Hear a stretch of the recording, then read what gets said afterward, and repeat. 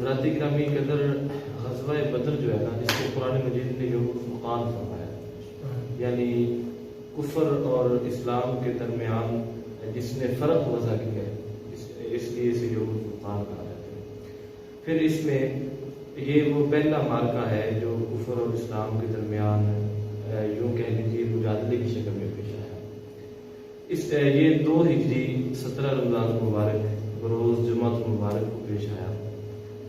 اس کا کچھ پس منظر یوں ہے کہ ابو سفیان جو بعد ازاں مسلمان ہوئے رضی اللہ تعالیٰ، حضرت ابو سفیان جو تھے بڑے زیرک اور دانا انسان تھے۔ یہ تب چونکہ اسلام نہیں لائے تھے تو یہ کفار کا مال بیچ کر واپس آ رہے تھے کہ انہیں خدشہ تھا رستے میں، یا کوئی خبر ملی کہ مسلمان جو ہیں وہ حملہ کرنے والے ہیں، ان کا قافلہ لوٹ لیا جائے گا۔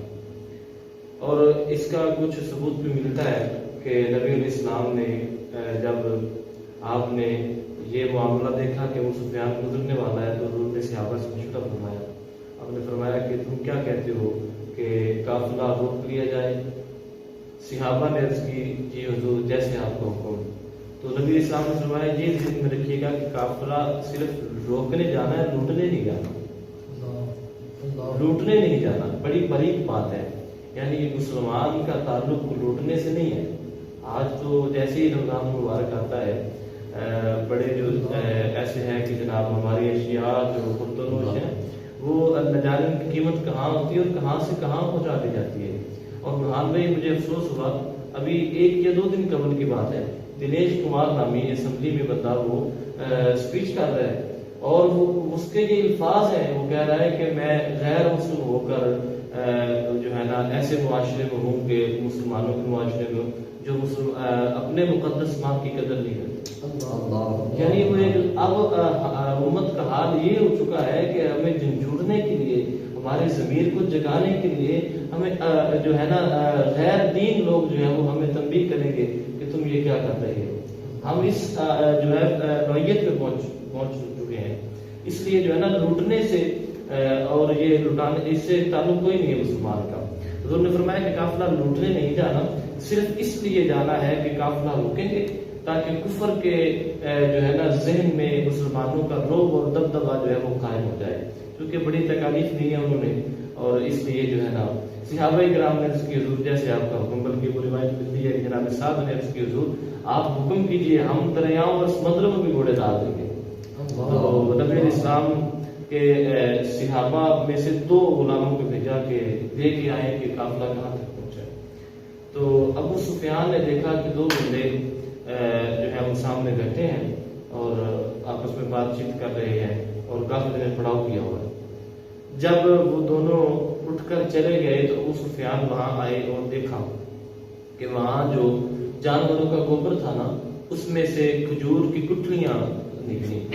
تو ابو سفیان بڑا دنا آدمی تھا، وہ کہا کہ یہ مدینہ کی کھجوروں کی گٹھلی ہے، تو یہ جاسوسی کے لیے بندے ہیں۔ تو پھر اس نے پیغام بھجوایا تھا مکہ کہ تم اہل قریش تم آ جاؤ، تمہارا مال محمد اور ان کے ساتھ اور ان کے چاہنے والے سارے حملہ کرنے والے ہیں، اگر اپنی معیشت بچانا چاہتے ہو تو آ جاؤ۔ پھر سب اکٹھے ہوئے اور وہاں پہنچے۔ جب پہنچے تو ابو سفیان نے کہا کہ راستہ میں نے بدل لیا ہے، قافلہ جو ہے وہ ہمارا بچ گیا ہے، کوئی نقصان نہیں ہوا، چونکہ ہمارا مقصد پورا ہو گیا واپس چلتے ہیں۔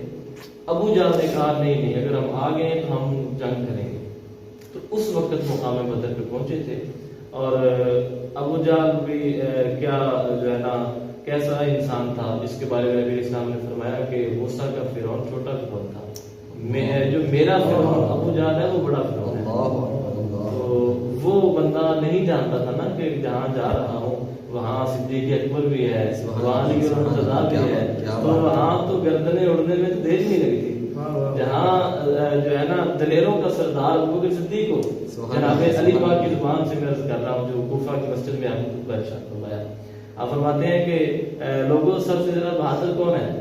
تو لوگوں نے کہا جی آپ نے فرمایا مجھے پتہ تھا یہی کہو گے، لیکن میں کہتا ہوں وہ ابوبکر سب سے زیادہ دلیر بہادر ابوبکر صدیق ہے، جہاں یہ شجاعت اور دلیری کا منبع موجود ہو، جہاں عمر فاروق جیسی شخصیت ہو، جہاں جناب مولا کائنات مولا علی رضی اللہ تعالیٰ جن کا نام آج بھی کوئی کمزور لیتا ہے تو اس میں طاقت آ جاتی ہے، وہ شخصیات ہوں۔ تو ابو جہل کی یوں کہہ لیجیے اسلام کو اللہ نے عزت دینی تھی، ابو جہل کی بدقسمتی کی وہاں پہنچا تو نبی اسلام کے غلام وہاں تشریف لائے، تو اللہ تعالیٰ نے اس قدر مدد فرمائی حضور اسلام کی اور غلاموں کی کہ 5000 فرشتہ اللہ تعالیٰ نے آسمان سے نازل فرمایا۔ سبحان اللہ۔ فرماتے ہیں کہ ہم یوں تلوار اٹھاتے تھے، تلوار اٹھی رہ جاتی تھی، تلوار اٹھانے سے قبل ہی جو ہے وہ سر تن سے جدا ہو جاتا تھا۔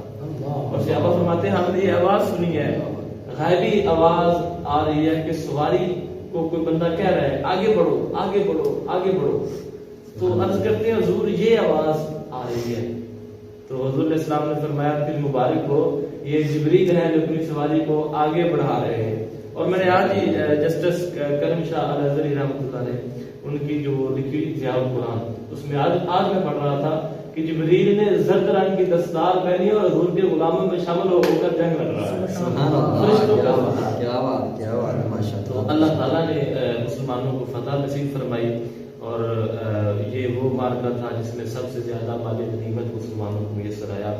حضور اسلام کے غلام جب گئے تھے تو یقیناً 313 تھے، یا بعض روایات میں 305 ملتے ہیں، جو کہ حضرت عثمان غنی گھر تشریف فرما تھے، وہ ساتھ میں تشریف لے گئے۔ حضرت نبی اسلام کی جو صاحبزادی ہیں ان کی طبیعت ناساز تھی، حضور نے فرمایا کہ آپ رکھیں۔ اس طرح کچھ صحابہ کرام کے حوالے سے اور بھی روایات ملتی ہیں کہ وہ بھی یہیں تشریف لے گئے، 305 کی تعداد تھی۔ تو لیکن اللہ تعالیٰ نبی اسلام نے فرمایا نا کہ عثمان تم گھر رکھو، حضور میں بھی ثواب لینا چاہتا ہوں، تو نبی اسلام نے فرمایا تم میری بیٹی کا خیال کرو، تم ادھر خیال کرو کہ اللہ تمہیں یہاں گھر بیٹھے وہی ثواب دے دے گا۔ تو اللہ تعالیٰ نے نبی اسلام کے صحابہ اقبال جب وہاں پہنچے نا تو ان کے ہاں صرف اور صرف 12 بندے ایک سواری پہ، یوں کہہ لیجیے کہ ان کے حصے میں ایک سواری آتی تھی۔ جب واپس آئے تو سب کے پاس سواریاں تھیں، مال غنیمت تھا، اور بڑے لوگوں کو قید بھی کر کے لائی۔ حضرت جو ہے نا عمر فاروق رضی اللہ تعالیٰ، آپ نے تو فرمایا تھا جو قید کر کے لائے ہیں اس میں میرا ماموں بھی ہے، اس کا سارا میں اڑاتا ہوں۔ نبی اسلام سے عرض کی حضور آپ کے چچا اس میں، اس کا سارا آپ اڑائیں، باقیوں کے جو تعلق دار ہیں ان کو حکم دیں۔